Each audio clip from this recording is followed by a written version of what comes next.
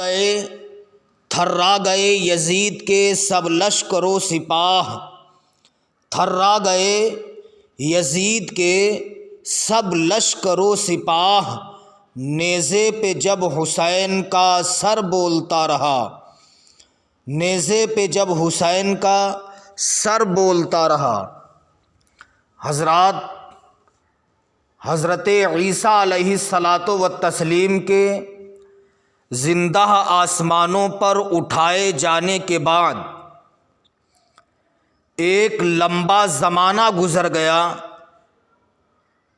دنیا میں کوئی رسول نہیں، دنیا میں کوئی پیغمبر نہیں۔ 500 سال کا لمبا زمانہ گزر گیا، دنیا میں کوئی نبی نہیں، کوئی رسول نہیں، کوئی پیغمبر نہیں۔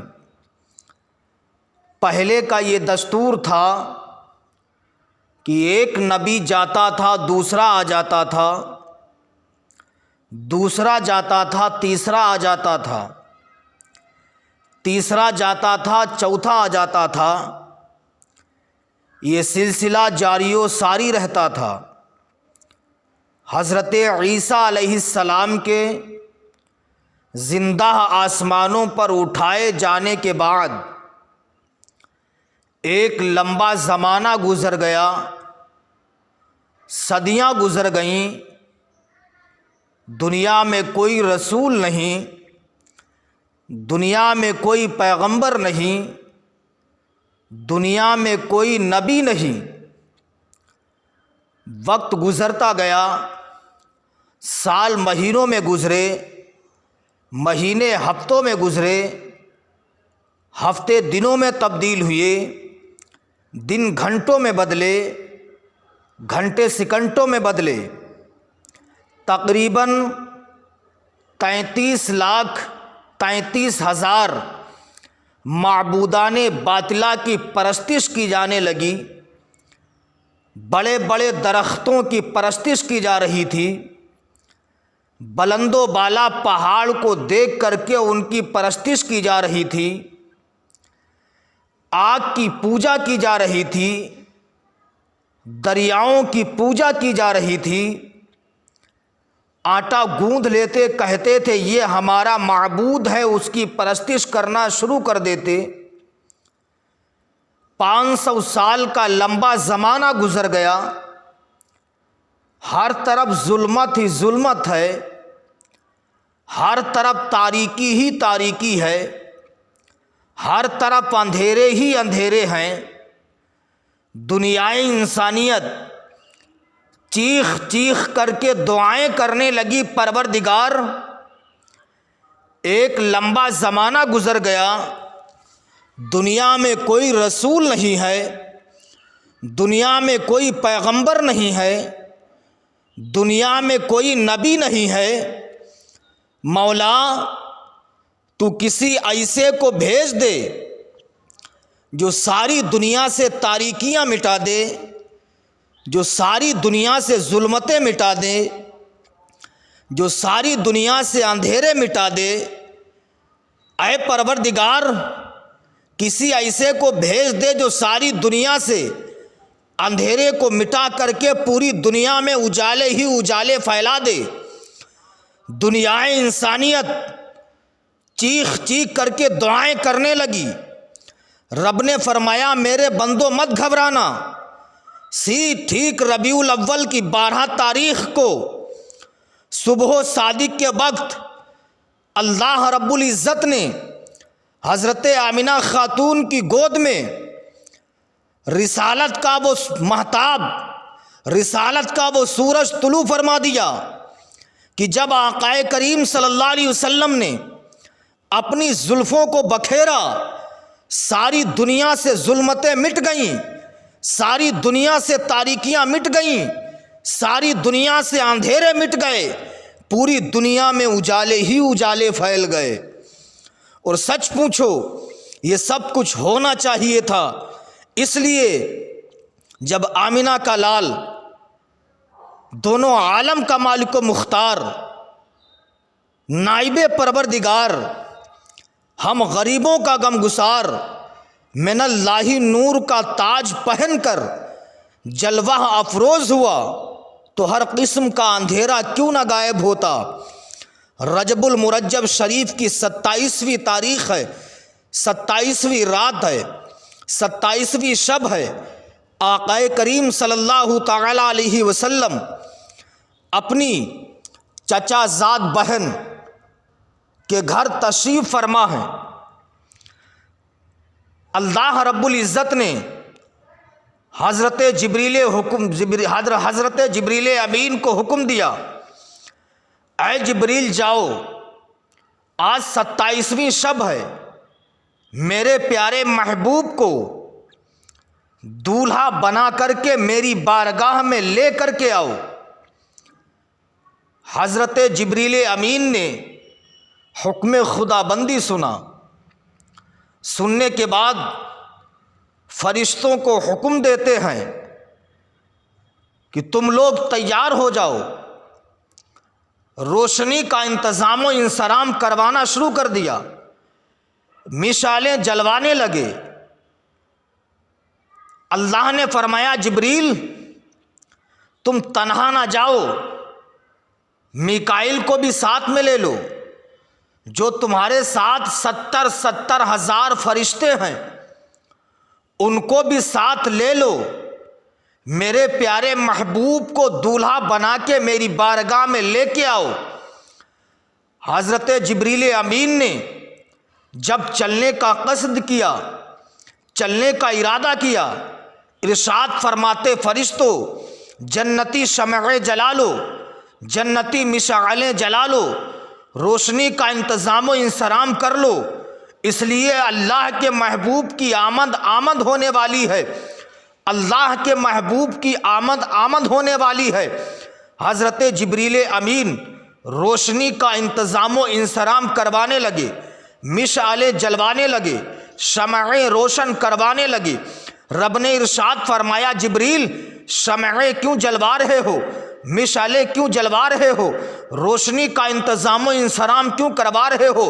حضرت جبریل امین نے عرض کیا اے پروردگار عالم، تو عالم الغیب والشہادہ ہے، مولا تو علیم و خبیر ہے، مولا تو سمیع و بصیر ہے۔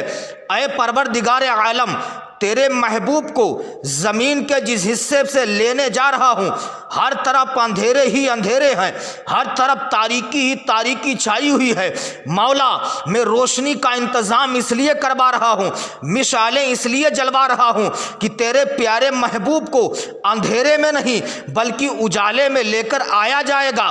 رب نے ارشاد فرمایا جبریل شمع جلانے کی ضرورت نہیں ہے، مشعلیں روشن کروانے کی ضرورت نہیں ہے، تم نے جو قندیلیں جلوا لی ہیں ان کو جلوانے کی ضرورت نہیں ہے۔ اے جبریل امین سنو، جب تم زمین پر جانا میں نے اپنے محبوب کے چہرے پر اپنی صفت غیرت کے 70,000 پردے ڈال رکھے ہیں، ان 70,000 پردوں میں سے جب تم میرے محبوب کو لے کر کے چلنا تو 70,000 پردوں میں سے ایک پردہ ہٹا دینا، زمین سے لے کر کے آسمان تک اجالے ہی اجالے پھیل جائیں گے۔ حضرت جبریل امین آئے، آقا کریم صلی اللہ علیہ وسلم کہ ان 70,000 حجابوں میں سے ایک پردہ ہٹا دیا، زمین سے لے کر کے آسمان تک اجالا ہی اجالا پھیل گیا۔ سبحان اللہ۔ اعلیٰ حضرت عظیم البرکت مجدد دین و ملت، سنیت کی جان، ہم سب کی پہچان، امام احمد رضا خان علیہ رحمت و رضوان ارشاد فرماتے ہیں یا رسول اللہ چمک تجھ سے پاتے ہیں سب پانے والے، چمک تجھ سے پاتے ہیں سب پانے والے، میرا دل بھی چمکا دے چمکانے والے۔ حضرت جبریل امین آئے، آنے کے بعد کیا دیکھتے ہیں؟ آقا کریم صلی اللہ علیہ وسلم محب استراحت ہیں۔ آقا کریم صلی اللہ علیہ وسلم آرام کر رہے ہیں۔ حضرت جبریل امین نے سوچا اب کیا جائے، نبی کی شان دیکھیے، نبی کی عظمت دیکھیے۔ حضرت جبریل امین کافی دیر تک کھڑے رہے، رب کی بارگاہ میں عرض کرتے پروردگار تیرے محبوب کو آواز دینا مناسب نہیں ہے۔ اے مولا، تیرا پیارا محبوب آرام کر رہا ہے۔ جبریل امین نے واپس جانے کا ارادہ کیا۔ رب نے فرمایا یا جبریل قبل قدمئی، اے جبریل میرے پیارے محبوب کے قدموں کو بوسہ دے دو، میرا نبی بیدار ہو جائے گا۔ اتنا کہا، حضرت جبریل امین نے اپنے لبوں کو آقا کریم صلی اللہ علیہ وسلم کے پیروں پہ رکھا، بوسہ دیا۔ آقا کریم صلی اللہ علیہ وسلم بیدار ہوئے، ارشاد فرماتے جبریل کیا ہے؟ حضرت روح الامین نے ارشاد فرمایا یا رسول اللہ میرا آپ پر سلام ہو۔ یا رسول اللہ، اللہ رب العزت نے مجھے فرشتوں کے ساتھ بھیجا ہے۔ اللہ رب العزت آپ کے دیدار کا مشتاق ہے، آپ کا دیدار کرنا چاہتا ہے۔ سبحان اللہ، نبی نور ہیں، ایسے نور ہیں جو میرے سرکار کے قریب پہنچ گیا۔ اللہ رب العزت کے محبوب نے اسے بھی نورانی بنا دیا، اسے بھی چمکا دیا۔ آؤ دیکھو میرے سرکار کیسے نور ہیں۔ عرب کا چٹیل میدان ہے، عرب کا وہ جنگل ہے، عرب کا وہ صحرا ہے، دور دور تک پانی کا نام و نشان نہیں۔ صحابہ حیران و ششدر نبی کی بارگاہ میں عرض کرتے ہیں یا رسول اللہ، پیاس کی شدت میں ہماری زبانیں سوکھ کر کے کانٹا ہو چکی ہیں۔ یا رسول اللہ پانی کا انتظام و انصرام کیجیے۔ یا رسول اللہ پیاس کی شدت میں جانوروں نے دم توڑنا شروع کر دیا۔ یا رسول اللہ پیاس کی شدت ہے، پانی کا انتظام کیجیے۔ میرے آقا صلی اللہ تعالی علیہ وسلم نے ارشاد فرمایا اے علی جاؤ، پہاڑ کے ادھر ایک کالا کلوٹا حبشی غلام گھوڑے پر سوار ہو کر کے پانی کا مشک لے کر کے جا رہا ہے، جاؤ تم اسے میری بارگاہ میں بلا کر کے لاؤ۔ حضرت علی کائنات گئے، جانے کے بعد کیا دیکھتے ہیں، واقعی ایک حبشی غلام شکل و شباہت کے اعتبار سے کالا ہے، گھوڑے پر بیٹھ کر کے مشک لیے ہوئے آ رہا ہے۔ حضرت علی رضی اللہ تعالیٰ عنہ نے آواز دی ادھر آؤ۔ وہ حبشی غلام آیا، حضرت علی نے فرمایا اے حبشی غلام سن، تجھے آقا کریم صلی اللہ علیہ وسلم نے بلایا ہے۔ اور ایک بات ہے، جب میرے سرکار نے فرمایا تھا علی جاؤ، پہاڑ کے ادھر ایک حبشی غلام جا رہا ہے جس کے پاس پانی کا مشک ہے، اسے بلا کے لاؤ، اس وقت کسی صحابی نے اعتراض نہیں کیا تھا۔ یا رسول اللہ آپ پہاڑ کے ادھر ہیں، جانے والا پہاڑ کے ادھر ہے، یا رسول اللہ آپ نے دیکھ کیسے لیا؟ تو تمہیں جواب ملے گا، وہ کوئی اور نبی ہوگا جو مر کر مٹی میں مل گیا ہوگا، ہمارا نبی تو وہ ہے پہاڑوں کے پار کیا، ہمارا نبی تو آسمانوں کے پار بھی دیکھتا ہے۔ حضرت علی نے کہا غلام سن، تجھے آقا کریم صلی اللہ علیہ وسلم نے بلایا ہے۔ وہ حبشی غلام کہتا ہے میں نے تو ان کا بھی نام سنا ہے، میں تو انہیں جانتا بھی نہیں، انہیں دیکھا بھی نہیں ہے۔ حضرت علی نے دل میں خیال کیا جب دیکھو گے نا تو انہی کے ہو جاؤ گے۔ سبحان اللہ۔ اور میرے سرکار کو جس نے ایمان کی نظروں سے دیکھ لیا وہ سرکار کا ہو گیا۔ علی کائنات حبشی غلام کو بلا کر کے نبی کی بارگاہ میں لے گئے۔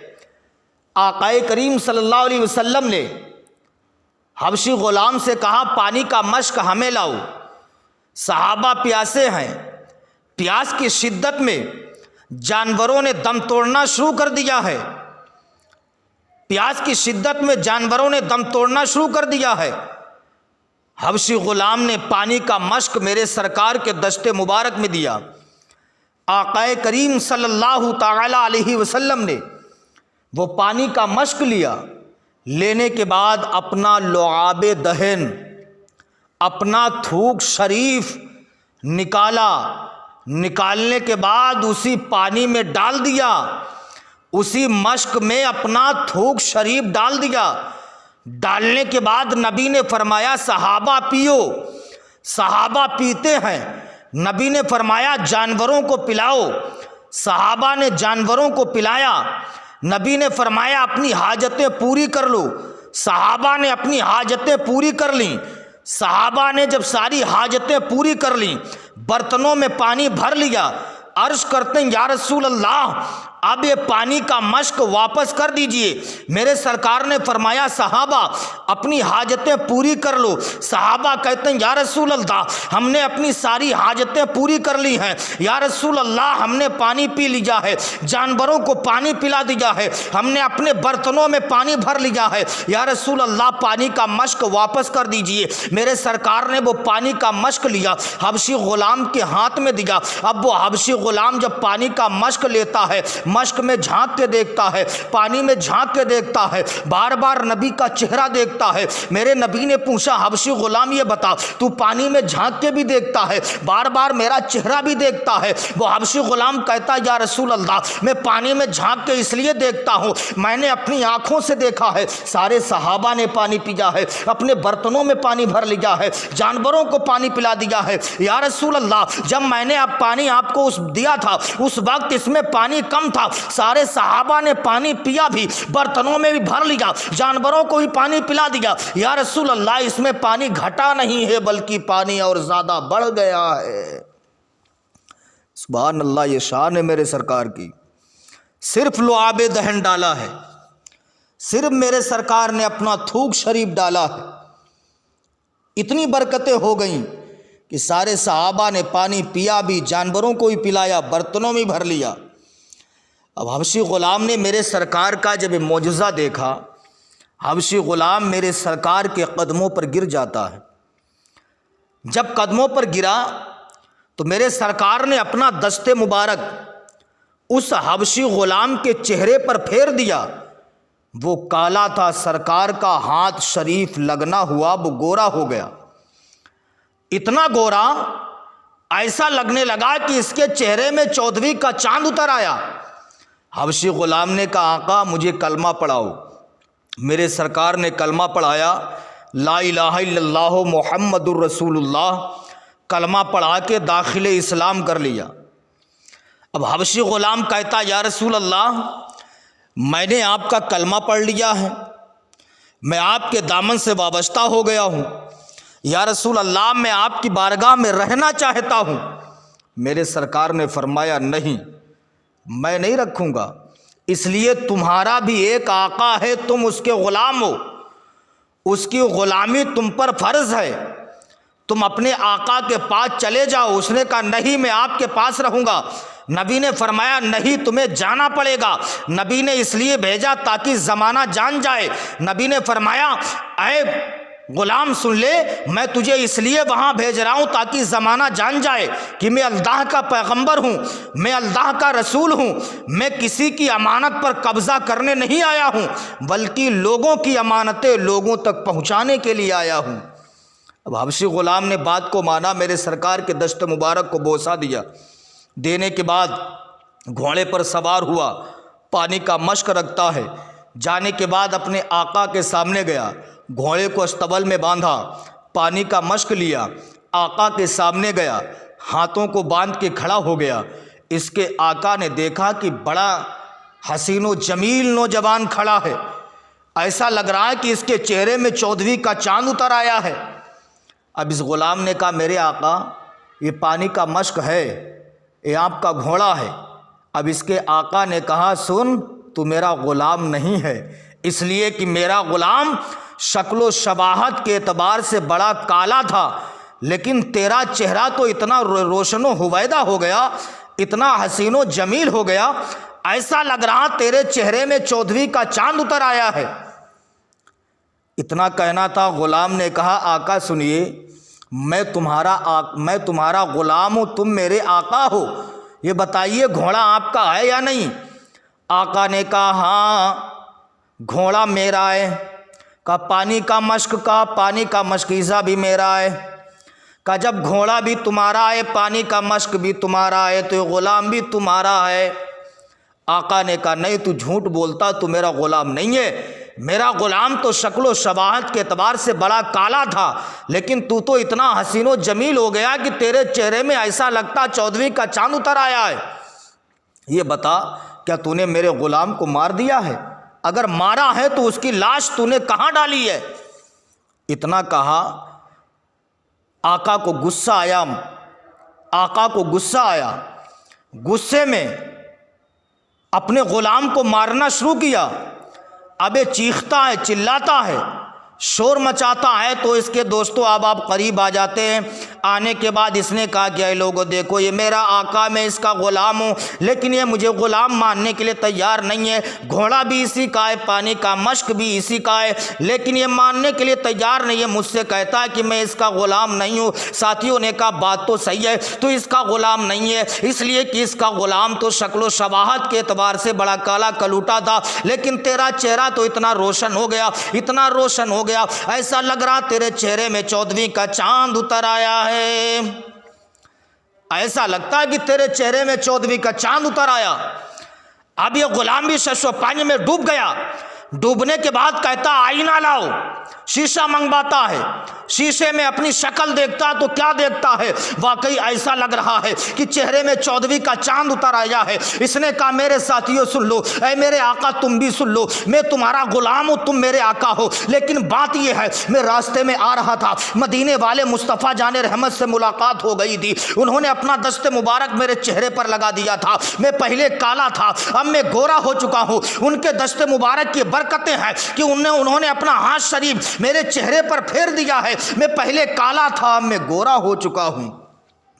جب آقا نے میرے سرکار کا نام سنا، سننے کے بعد کہتا میرے غلام سن، چل جس نبی نے تیرے چہرے پر دست مبارک پھیر کے تجھے گورا بنا دیا ہے، چل میں بھی اسی کی بارگاہ میں چلتا ہوں، اسی کا کلمہ پڑھ کے داخل اسلام ہو جاؤں گا۔ اب دونوں چلے، غلام بھی آقا بھی ہے، کچھ دور آقا آگے چلتا ہے، پیچھے پیچھے غلام چلتا ہے۔ اس کے بعد میں آقا نے کہا سن تو میرا غلام ہے، لیکن سن لے آج سے میں تیرا غلام ہوں، تو میرا آقا ہے، آگے تو چل، پیچھے پیچھے میں چلوں گا۔ اب آگے غلام چل رہا ہے، پیچھے پیچھے آقا چل رہا ہے، دونوں نبی کی بارگاہ میں پہنچنے کے بعد اس غلام کے آقا نے بھی نبی کا چہرہ دیکھا، دیکھنے کے بعد کہتا آقا آپ دیر نہ کیجئے، مجھے بھی کلمہ پڑھا کے داخل اسلام کر لیجئے۔